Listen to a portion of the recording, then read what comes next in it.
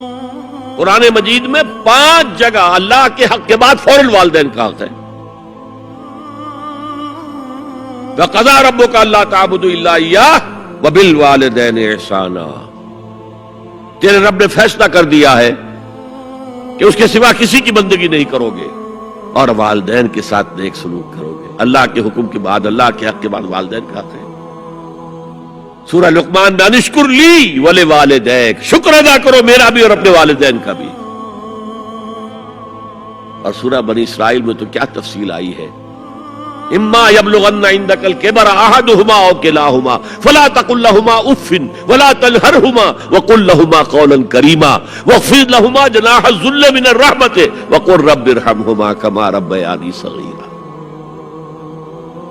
اگر تمہارے والدین میں سے ایک یا دونوں تمہارے پاس بڑھاپے کی عمر کو پہنچ ہی جائیں، انہیں کبھی اف تک نہ کہنا، دل نہ توڑنا ان کا، چھاتی چوڑی کر کے بات نہ کرنا، ان سے کندھے جھکا کر بات کرنا، ادب سے گفتگو کرنا. قل لہما قولا کریما واخفض لہما جناح الذل من الرحمہ، اپنے کندھوں کو جھکا کر رکھنا. اور پھر کہنا، اللہ سے دعا کرنا، رب ارحمہما کما ربیانی صغیرا، پروردگار میرے ان والدین پر رحم فرمائیو جیسے کہ انہوں نے مجھے پالا تھا جبکہ میں چھوٹا سا تھا. تو خاندان کے نظام کو مستحکم کرنے کے لیے 3 ڈائمنشنز ہیں. جیسے ایک کمرہ ہے، چوڑائی ہے، لمبائی ہے، اونچائی ہے. پہلے تو شوہر اور بیوی کے درمیان بانڈ آف لو. اب یہ شوہر اور بیوی پیرنٹس بن گئے ہیں، والدین بن گئے، اولاد آ گئی. سیکنڈ ڈائمنشن ایڈ ہو گئی، ادب، عزت. اور بہن بھائی ہے، اخوت، جس کو کہ وہ کہہ رہا ہے جی ویلز بھی، فریٹرنٹی. خاندان کا ادارہ مستحکم. یہاں ایک نقطہ اور بیان کر دوں. لیگل لیول پر بیوی کے حقوق کم ہیں، شوہر کے زیادہ. الرجال قوامون علی النساء، سیدھی سیدھی بات ہے اور ہمیں ڈٹ کر کہنا چاہیے. یہ اس سے زیادہ معقول بات کوئی نہیں ہے. کسی ادارے کے 2 سربراہ برابر کے اختیارات والے نہیں ہو سکتے. لیکن اخلاقی طور پر جو ماں کا حصہ ہے، باپ کا حصہ اس سے 1/3 ہے. قرآن مجید میں آیا ہے نا، حملتہ امہ وہنا علی وہن وفصالہ فی عامین ان اشکر لی ولوالدیک. اسے اٹھائے رکھا اس کی ماں نے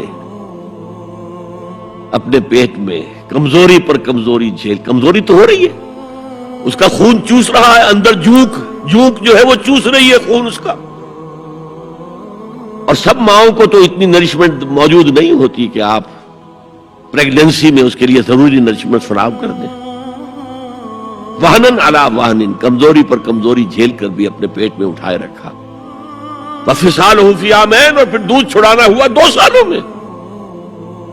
وہ جھونک جو ہے وہ پھر اس کی چھاتیوں سے چمٹ گئی. لہذا اس کا حق 3 گنا زیادہ ہے باپ سے.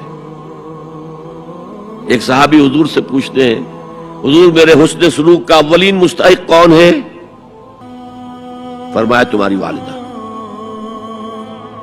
پھر پوچھا ان کے بعد کون؟ پھر کہا تمہاری والدہ.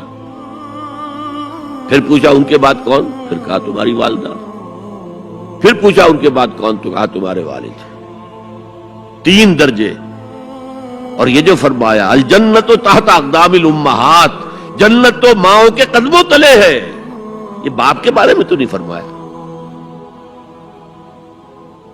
یہ ہے ایکویشن، بیلنس.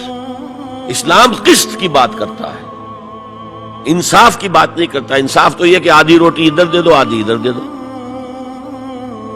انصاف ہے، یہ اچھی چیز ہے.